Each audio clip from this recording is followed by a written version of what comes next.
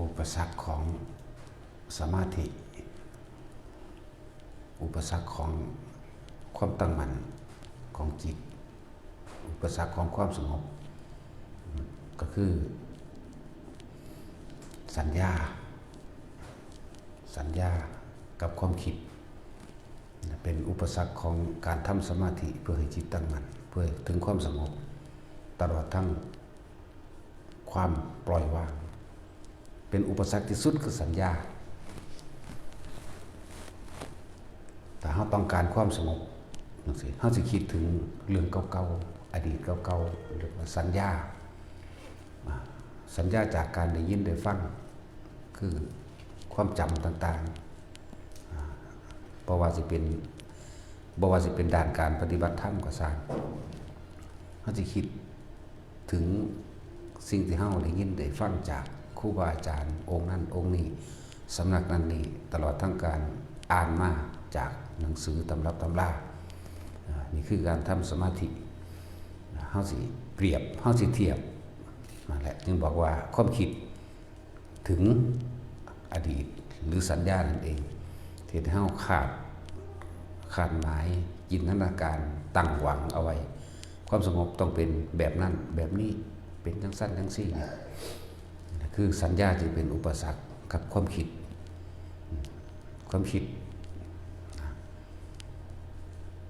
ที่ไป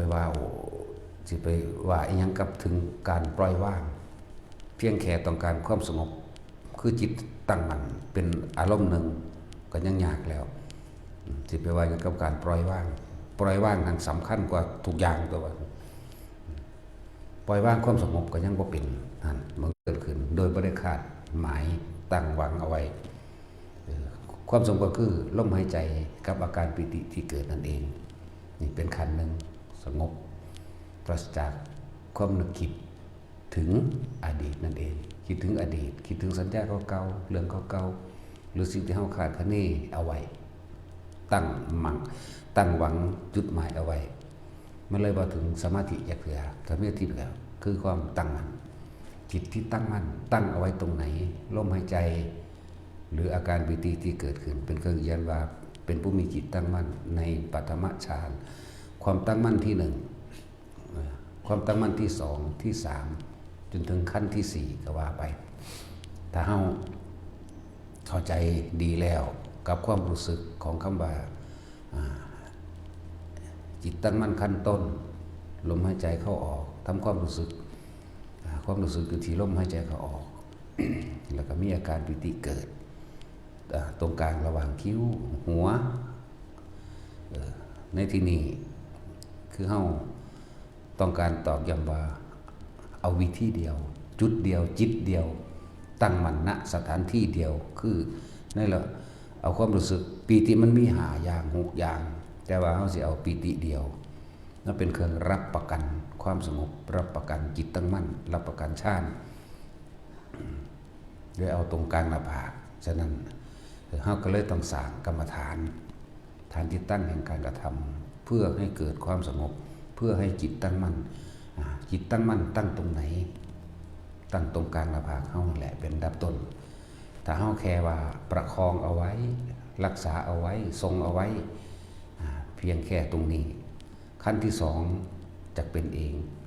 ขั้นที่สามก็เป็นเองที่สี่ก็เป็นเองเฮาจึงมีหน้าที่แค่ว่ารู้สึกและสัมผัสกับมันเท่านั้นเองรู้สึกได้สัมผัสได้กับที่หนึ่งที่สองที่สามที่สี่นั่นแหละความสงบก็เกิดขึ้นแล้วโดยที่เฮาละสัญญาไปแล้วไม่คิดถึง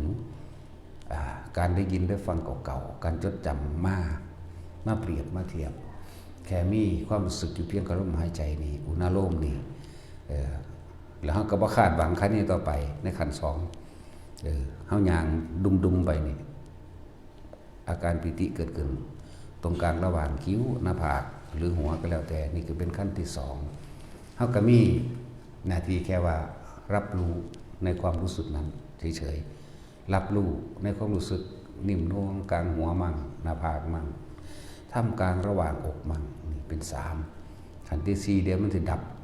สัญญาทั้งเบิดเองตัดการรับรู้ทั้งเบิดอันนั้นคือเข้าฌาน เข้าสู่จุดสูงสุดแห่งจิตคือบ่คิดบ่นึกแต่รู้อยู่ว่าว่างอย่างยิ่งตอนนั้นว่างมีความว่างอันหนึ่งที่บ่แม่นมืดว่างแบบสว่างแท้ว่าบ่เป็นแสงออกมาเป็นที่โล่งๆว่างๆตอนนั้นนี่คือขันธ์สี่ฉะนั้นทุกคนให้ประคองอยู่เพียงแค่ว่าปัฐมฌานนั่นแหละหรือคณิกะก็ว่าไปประคองอยู่ตรงที่แค่ลมหายใจกับความรู้สึกนิ่มนวลตรงกลางระหว่างคิ้วหรือหัวผู้ได้ขันธ์สองแล้วก็หูละว่าอยู่กลางคิ้วมั่งหน้าผากนั่นแหละหัวมั่งทำกลางระหว่างอกมั่งก็แค่ประคองแค่นี้เองถ้ามีหน้าที่รับรู้เพียงความรู้สึกนะ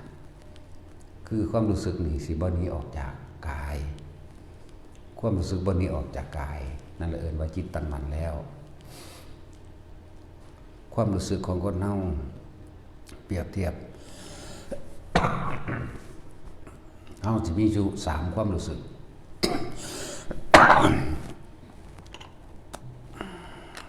ความรู้สึกที่1พอใจกับบุคคลอื่นสัตว์สิ่งของความรู้สึกที่2ไม่พอใจกับบุคคลอื่นสัตว์สิ่งของแต่ความรู้สึกที่เป็นอุเบกขานี่คือเอาอาการปิตินี่แหละมาเป็นเครื่องยืนยันว่าเป็นความรู้สึกของอุเบกขาแต่ว่ามันเกิดในกายของเองเพราะเราไม่คิดถึงอดีตคือบุคคลนั้นสัตว์นั้นสิ่งของนั้นอนาคตจึงเกิดขึ้นไม่ได้มันจึงเป็นอุเบกขา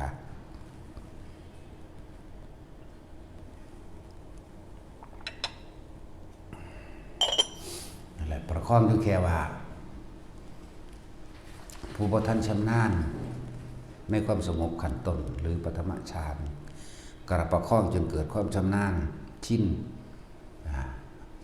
ให้มันชินยืนก็เป็นเดินก็เป็นนั่งก็เป็นนอนก็เป็นยืนก็รู้ได้เดินก็รู้ได้นั่งก็รู้ได้นอนก็รู้ได้รู้ในลมหายใจตลอดทั้งมีอาการปิติเกิดขึ้นตรงกลางระหว่างกิ้วจนกว่าชินชำนาญได้อย่าข้ามขั้นตอน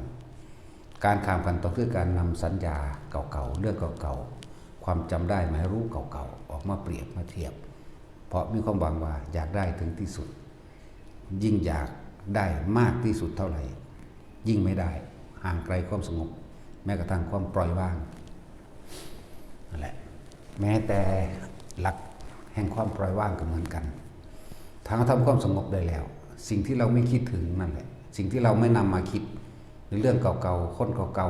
ๆต่างๆนั่นแหละคือปล่อยวางมันก็เนียนแน่ไปในกันเองนั่นแหละข้อนี้ความยึดติดในความสงบก็ยังมีอีกนะอยากสงบเหมือนเมื่อวานนี่อยากสงบเหมือนปีที่แล้วแบบนั้นแบบนี้เอามาอธิบายกันบ่ต้องนั่นแหละเอิ้นว่าคิดถึงสัญญาอุปสรรคทั้งหมดในความสงบก็คือความคิดเป็นอุปสรรคทั้งหมดความคิดนี่ต้องอาศัย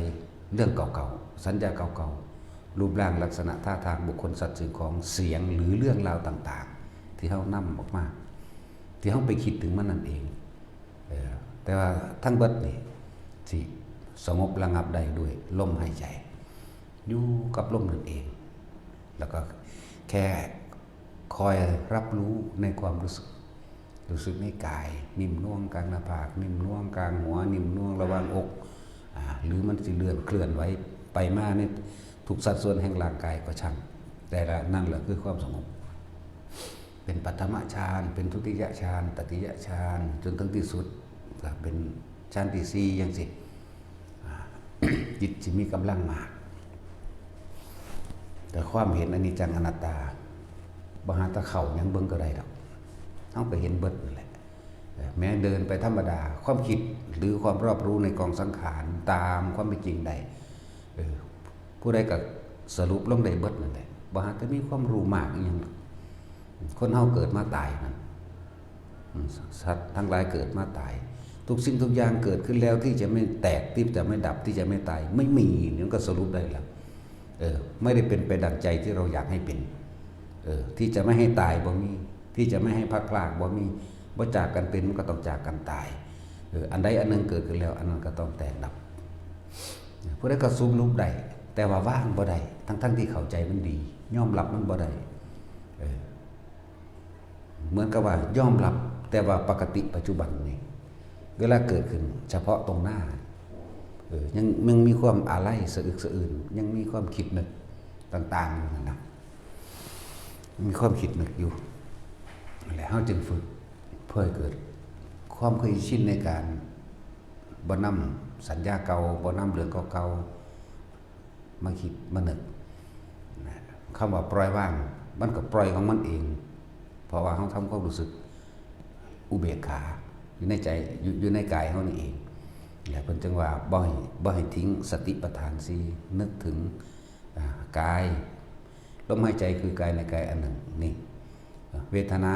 ในเวทนานี่เวทนาในเวทนาหมายถึงอุเบกขานี่เองจิตในจิตก็คือรู้อย่างรู้สึกตัวรู้สึกตัวรู้ว่าความคิดนั่นคิดไปแล้วค่อยดึงกลับมากับลมหายใจใหม่นั่นแหละธรรมคือสิ่งทั้งหลายทั้งปวงธรรมอันเป็นภายนอก